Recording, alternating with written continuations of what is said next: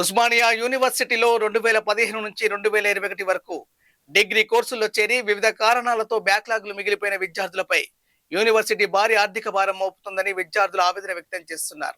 Backlog పరీక్షలు నిర్వహించడం స్వాగతించదగ్గ నిర్ణయమే అయినప్పటికీ ఒక్కో పేపర్కు 5,000 రూపాయల పెనాల్టీతో పాటు పరీక్ష ఫీజుగా మరో 1,050 వసూలు చేయడం అన్యాయమని వారు ఆరోపిస్తున్నారు. విద్యార్థుల వివరాల ప్రకారం ఒక్క విద్యార్థికి 4 నుంచి 6 బ్యాక్లాగ్ పేపర్లు ఉంటే దాదాపు 25,000 నుంచి 35,000 వరకు చెల్లించాల్సిన పరిస్థితి ఏర్పడుతుంది.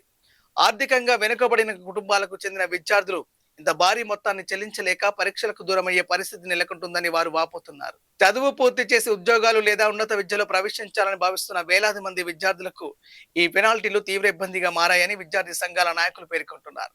విద్యను ప్రోత్సహించాల్సిన విశ్వవిద్యాలయం విద్యార్థులపై ఇంత పెద్ద ఆర్థిక భారం మోపడం సరైన విధానం కాదని వారు విమర్శిస్తున్నారు. పెనాల్టీ పేరుతో భారీ మొత్తాలు వసూలు చేయకుండా పాత బ్యాచ్ల విద్యార్థుల పరిస్థితిని దృష్టిలో ఉంచుకొని ప్రత్యేక రాయితీలు కల్పించాలని విద్యార్థులు కోరుతున్నారు.